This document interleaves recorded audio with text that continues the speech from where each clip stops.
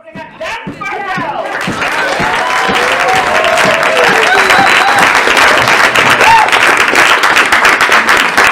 Cal, thanks a lot. I'm going to struggle to live up to that build-up you gave me. How's it going, everyone? Yay! Excellent. First question. Did any of you, ever do that thing as kids? You know, you take 2 empty tin cans and connect them with string and then cry yourself to sleep? Me too. Sorry guys, I'm not feeling too festive. I've had a really rotten few months, right? I was actually falsely accused of kidnap. Yeah, kidnap, a horrible crime, but I'm doing something about it though. I'm writing a book to try and come to terms with the whole thing emotionally and to put my side of the story. Yeah, it's called The Lying Bitch in the Wardrobe.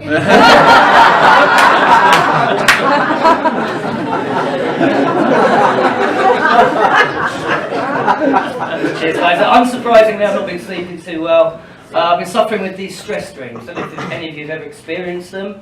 That's where you're having a normal dream, but then within the world of your dream, your real life stress starts creeping in. So you're on a roller coaster at Disneyland with Mr. T. You're just going on that first sharp incline, and suddenly you're thinking, oh my god, have I set the alarm? Have I already slept through the alarm? I can't be late for work, I mustn't mess things up at work. I cannot afford to get in trouble at work. But then there's that moment, isn't there, of incredible relief. You know when you wake up and remember, you're already at work.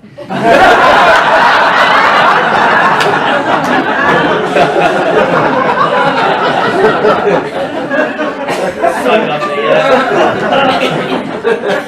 So yes, I'm sure you can all tell by now I'm a typical bloke. Yeah, I love cats. Because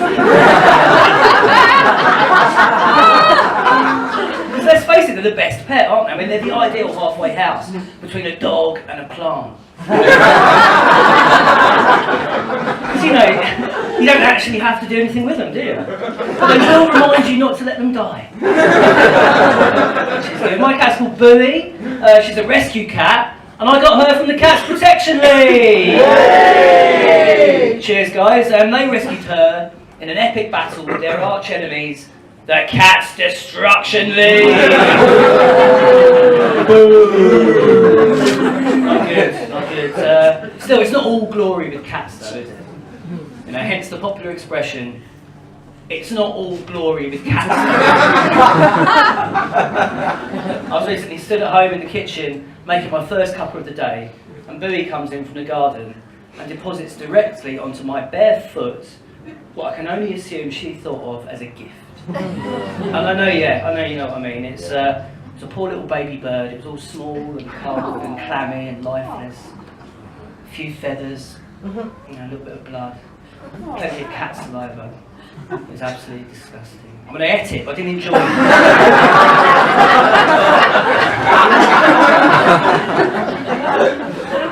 It's not all bad though. I've got myself a girlfriend. We're in love. And it's great. We've been together a couple of years now. And I realise that 2 years in the grand scheme of things is nothing. I mean, my grandparents were actually married for over 70 years. And the beautiful thing is they actually died within 2 hours of each other. And yet you only ever hear about the negative aspects of bus crashes, don't you?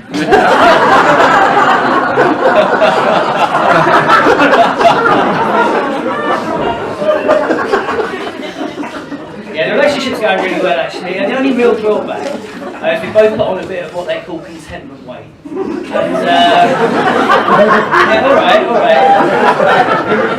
And I'm a little bit concerned about the way it's going because judging by the evidence, I'm a hell of a lot more content than she is.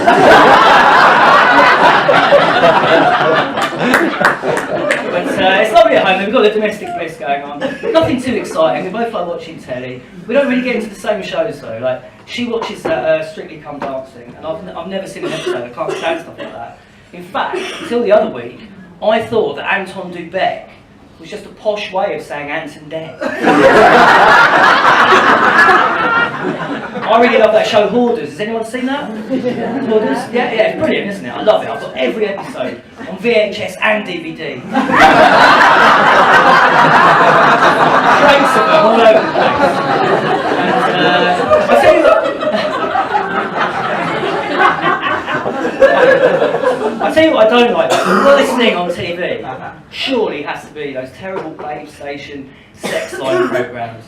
You know, especially with that horrible cheesy music, constantly looping every 2 hours. It's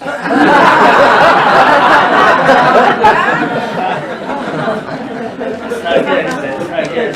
But no, it's great actually, the relationship, because when we got together, I knew her a bit before, and I always thought she was out of my league. But it turns out we actually had quite a lot in common at that time, because I was suffering, sadly at that point, with loneliness and depression. Thank you. And she was suffering with exhaustion and depression. And that's the brilliant thing about depression, isn't it? It goes with everything. It's so versatile. So I don't know why I was depressed though. I mean, I had a brilliant upbringing. My mum, right, she doted on me. Yeah, her world revolved around me. She used to say that I was like the sun in the sky, shining on her and providing all the light and warmth she needed. And that was why she could never look directly at me.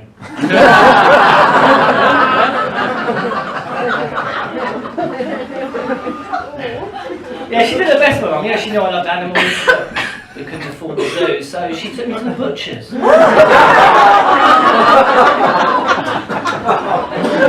can still remember the little rhyme she taught me when she could get me to stop screaming. The cow goes moo, the lamb goes bar, the pig goes well with Pinot Noir.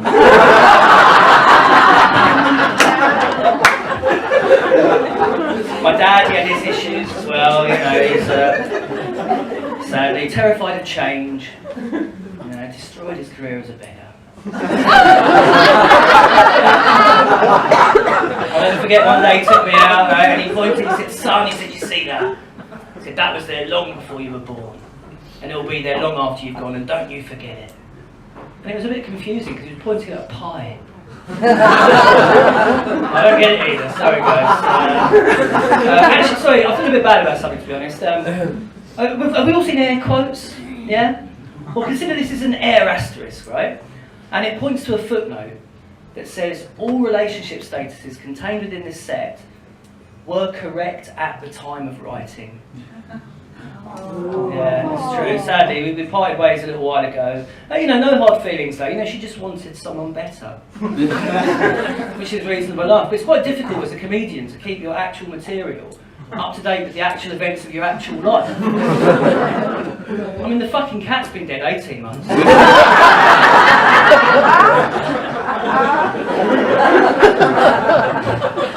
So you've mostly lovely Bristol. Before I go, can I just leave you with one last quick story from my childhood?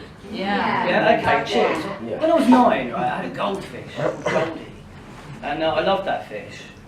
And one day, sadly, inevitably, I found poor Goldie floating belly up in his bowl. And I was absolutely distraught. And I went to my dad in floods of tears. And he sat me down and he calmly and patiently explained to me about the cycle of life and death, yeah, how it comes to us all in our turn, and how it's something not to be feared, but to be understood, and eventually even accepted. And he even explained that a big part of the reason they got me, poor Goldie, was to help me learn this most valuable lesson. But I wasn't happy, because I also had a tortoise called Tortoisey.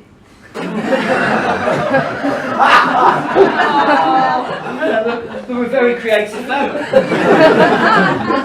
I said, Dad, what about poor Tortoisey? Does that mean he's going to die soon as well? And he said, son, don't worry about that. He said, tortoises live for over 150 years.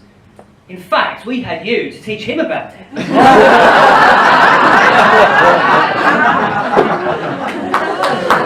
Thanks a lot, guys. That's me. Have a great